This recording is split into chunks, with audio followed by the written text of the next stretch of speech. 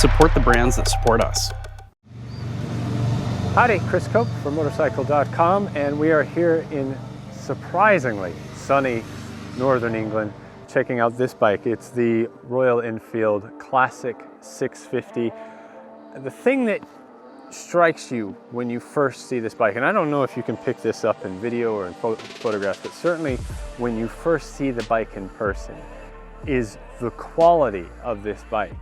They've put a lot of love and attention into pretty much every detail. It's not over the top.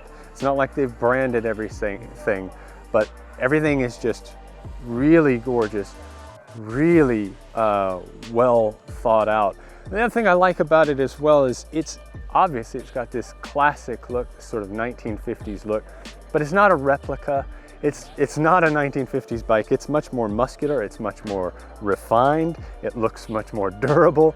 It's got a real sense of modernity to it as well, despite the fact that it's obviously got this fantastic classic look. I can't really think of any bike that's anything that really is similar to this. Once you throw a leg over in terms of ergonomics, it's pretty comfortable. I'm 6'1". I find it pretty comfortable. I probably wouldn't want to be any taller though, if I'm honest. But it's very natural. It's very relaxed, nice, comfortable seat. Hands fall to the handlebars very easily. You fire it up, you've got a 648cc engine, so a 650. It's about 47 horsepower. I think it's around 39 pound-feet of torque. So a pretty good engine, it's got a little bit of character. It's got a great sound whenever it's at idle, and if you're riding behind it, you get this kind of this bubble sound that you would expect from a classic bike.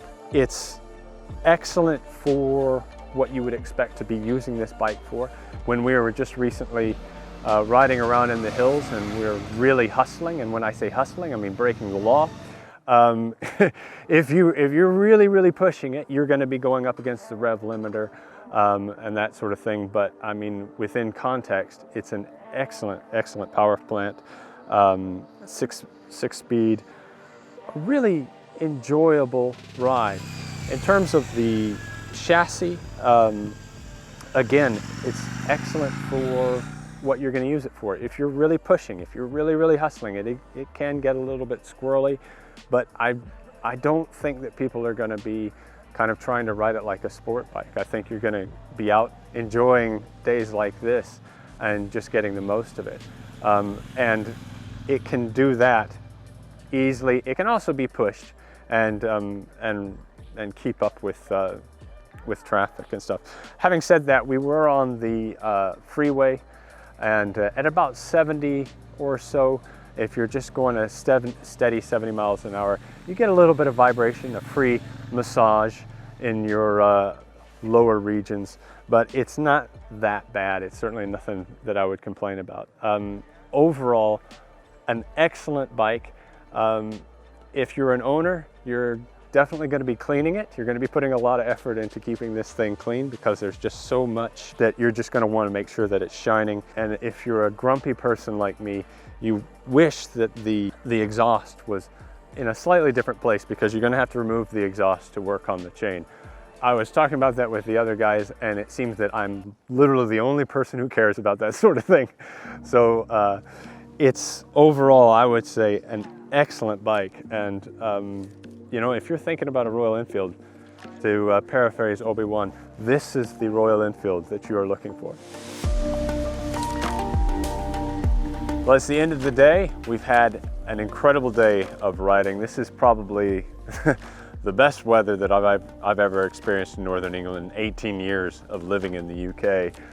So we've been really lucky. We've killed a lot of bugs today, and we've had a good time on the bike. And I've had a little bit more time to kind of settle into the bike and to think about the bike a little bit more. And one thing I've decided is that I really like the vibrations from the engine. It kind of gives it a little bit of a V-twin feel. How long you would want to do that, I don't know, but certainly whenever you're out, you're enjoying yourself, it gives it a real sense of character and a real sense of feeling, and it's enjoyable. I don't enjoy necessarily the fact that I'm able to hit the rev limiter in first, second, and third gear. That might just be my riding style though, I don't know. Related to that, you know, this is it speaks to that kind of classic British twin spirit, and you know, the famous thing about a British twin is, does it do the ton?